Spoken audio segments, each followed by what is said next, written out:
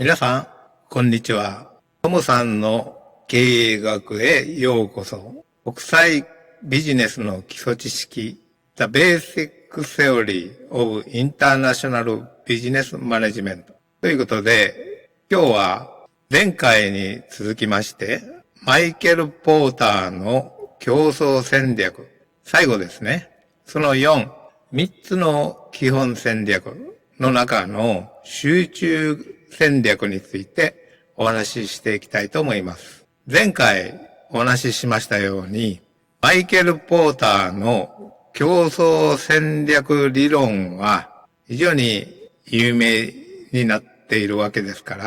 ら、前回まで3回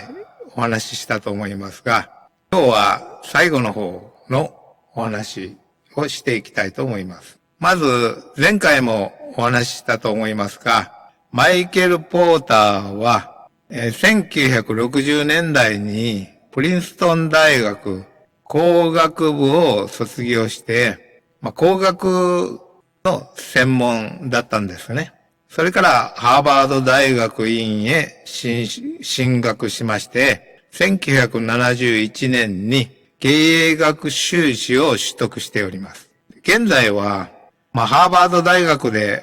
最も若く教授になった経営学の専門的な研究者であります。で、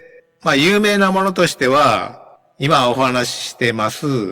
競争戦略論なんですが、3つの基本戦略があるわけです。最初は5つの力、5フォースについてお話ししました。それから前回は3つの基本戦略の中の差別化戦略、ポストリーダーシップ戦略についてお話ししました。今回はこの集中化戦略についてお話ししていきたいと思います。集中戦略というのは少しわかりにくいのですが、広いターゲット、業界全体をターゲットにしたのが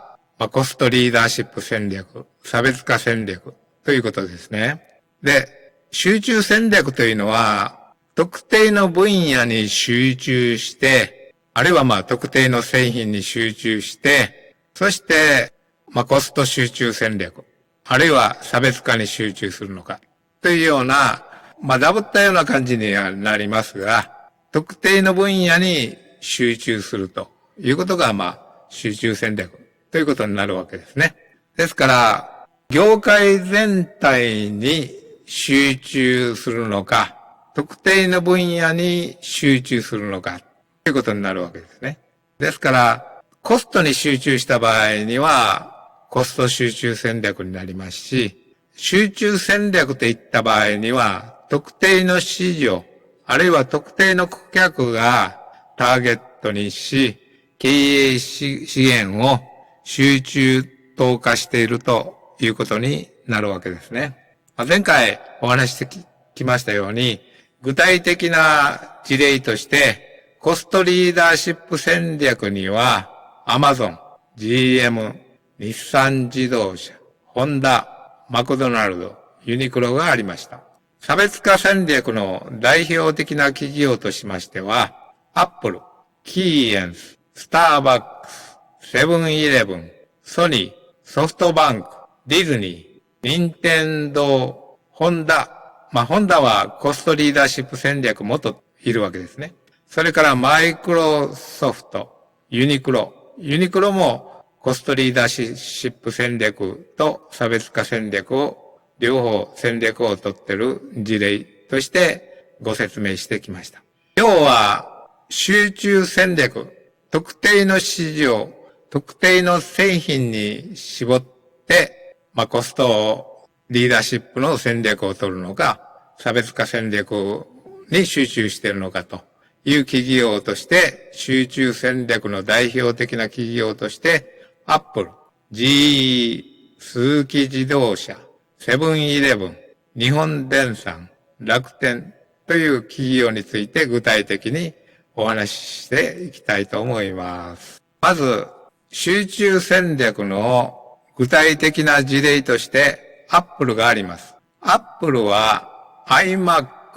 iPad、iPhone など、既存の製品とは異なった製品で、他社と差別化し、という意味では差別化戦略も取ってるわけですね。で、他社製品とは互換性を持たずに、自社のみでソフトを揃えて一貫したサービスを提供する。例えば iMac、iPad、iPhone とすべての商品において自前で製品やサービスを提供するということで、既存の市場を逃れて顧客を獲得し、ニッチな市場に集中したと。このニッチというのは、隙間の意味なんですが、大企業がターゲットとしないようなニッチな市場ですね。小さな市場で集中化していて、iPad や iPhone でファンが増えていくことで、自社のサービス圏内に集中化して、デバイスからソフトまで全てを提供し、高収益を実現したという集中化戦略をとっているということです。で、ニッチっていうのは、市場を作り上げ、そこにユーザーを囲い込んでいく戦略。別名、システムロックインということで、iTunes などもですね、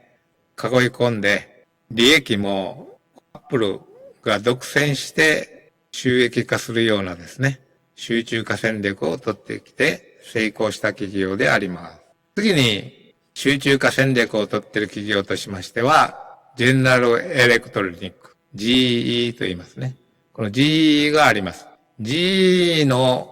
ナンバーワン戦略というのは、世界で1位か2位になれない事業からは撤退するというものであります。そこで、当時の3位以下であった家電や放送事業から撤退して、航空エンジンや医療機器などの業界トップの事業に集中化したということです。これはトップを取れる事業であれば M&A で多角化していく戦略でもあり、実際に製造業であった GE は金融業界や IT 業界へも多角化するということで、世界的コングロマリット企業となりました。業界トップを狙うことができる事業に進出していく多角化戦略。そこに経営資源を投入し、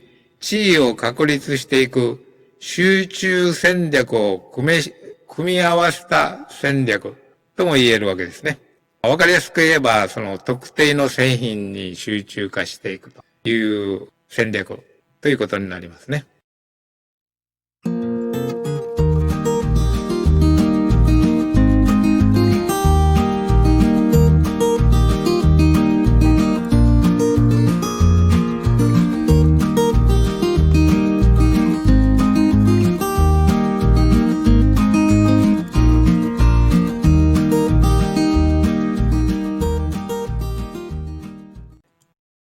次に、スズキ自動車の集中戦略についてお話ししていきたいと思います。スズキは競争の激しい日本の自動車業界で軽自動車という特定の市場に集中、特化することで大手メーカーに挑戦していきました。スズキ自動車は大手のトヨタや日産が作らない軽自動車に特化するとともに、若い女性という明確な市場を設定して、格安の車を投入し、独自の市場を開拓していきました。スズキ自動車では必要なものを最小限にしてコストを抑えた車作りを徹底するということで、ニッチ市場に特化するというコスト集中戦略を遂行したわけです。また、当時、自動車メーカーが存在していなかった発展途上のインド市場に特化して、インド政府との合弁企業で生産するということで、当初、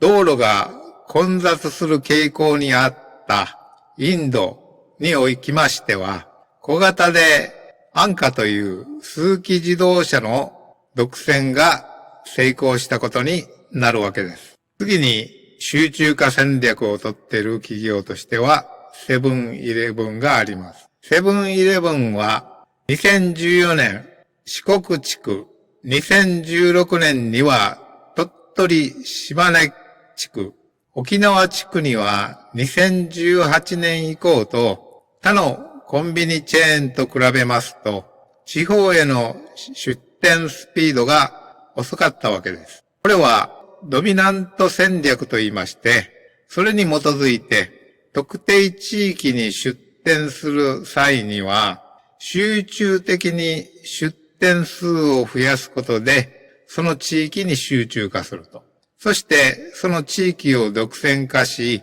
知名度の向上や物流コストの低減などで類似店舗との競争を優位に進めるという戦略でありました。これは差別化戦略の事例でもありますが、セブンイレブンはそれを各地域で集中化して繰り返すことで、業界全体のマーケットシェアを拡大していきました。さらに集中化戦略をとっている企業としては、日産、日本電産があります。日本電産は M&A による購入品の効率化や一般管理費削減などのコスト削減から看板方式などの生産性向上までにベストプロダクト化に集中化しているわけです。この原価低減活動と M&A で買収した企業の技術と自社の技術を集中化させるということで、新機構の SR モーターや物流用自動搬送ロボットのような新製品を生み出すことができました。この M&A の主たる目的は、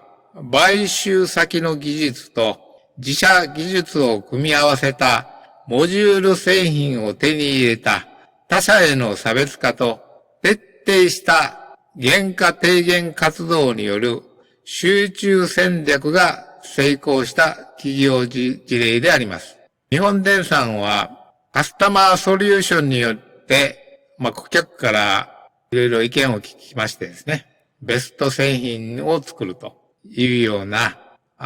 技術集中化と言ってもいいような集中戦略に特化して成功した企業であります。最後に楽天の集中戦略についてお話ししていきたいと思います。楽天の EC サイトは細かな料金設定とコンサルタントによるサポート体制の差別化に集中して多様で良質な商品販売業者に対応したプランが設定できる課金制を採用することによって売上の少ないニッチな商品も参入させ、取り扱う商品種類を増やすことができました。ここでのサポートでは出店前のサイト構築と出店後の販売コンサルティングなどにより楽天 EC サイトを幅広い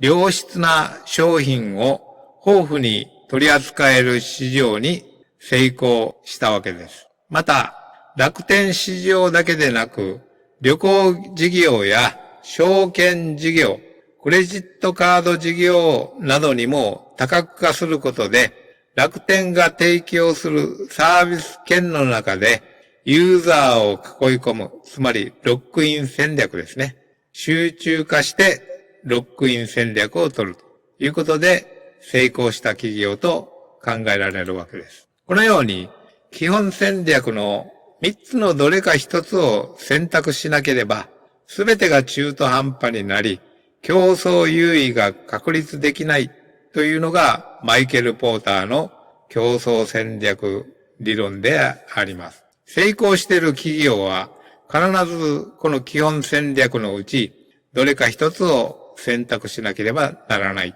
というわけですね。そして、一旦選んだ戦略を徹底して貫いていくということが成功の鍵になると、マイケル・ポーターは考えているわけです。以上のように、マイケル・ポーターの3つの競争戦略には、コストリーダーシップ戦略、差別化戦略、集中化戦略がありました。その前提になっているのがファイブフォースという5つの要因を分析してどういう戦略を取っていくのかということになると思います。具体的な企業としては Amazon、コストリーダーシップ戦略では Amazon、GM、日産自動車、ホンダ、マクドナルド、ユニクロという